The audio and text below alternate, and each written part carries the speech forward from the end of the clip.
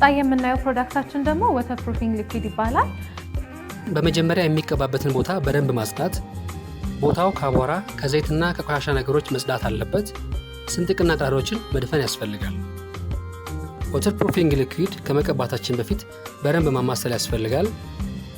ለመቀቢያነትም ብሩሽ፣ ሮለር ወይንም የምርጫ መሳሪያ ስፕሬይ ጋን መጠቀም ይቻላል። ከዛም የመጀመሪያ ዙር ፈርስት ኮት በዚህ መልክ መቀባትና እስኪደርቅ መጠበቅ። ሁለተኛ ዙር ወይም ሰከንድ ኮት ፈርስት ኮት የቀባንበትን መስመር ተከትለን እንቀባለን። ሁሉም ቦታ በእኩል መጠን መቀባቱን ማረጋገጥ ያስፈልጋል። በመጨረሻም ቦታውን ለአገልግሎት ከመጠቀማችን በፊት እንደየአካባቢው አየር ሁኔታ በደንብ እስኪደርቅ መጠበቅ አለብን። ወተርፕሩፊንግ ሊኩዊድ የውሃ ስርገትን የሚከላከልና በሰርፌሱ ላይ በእርጥበት ምክንያት የሚፈጠር ጉዳትን የሚያስቀር ምርት ነው። ወተርፕሩፊንግ ሊኩዊድ ተፈጥሯዊ ለሆኑ ድንጋዮች ተስማሚ የሆነ ለአብያተ ክርስቲያናት የውጭ ግድግዳ ወይንም በድንጋይ ለተሰሩ ቤቶች የሚሆን ምርት ነው። የአሰራር ቅደም ተከተሉን ጠብቀን ከሰራን በመጨረሻ ላይ የምናገኘው ውጤት ያማረ ይሆናል።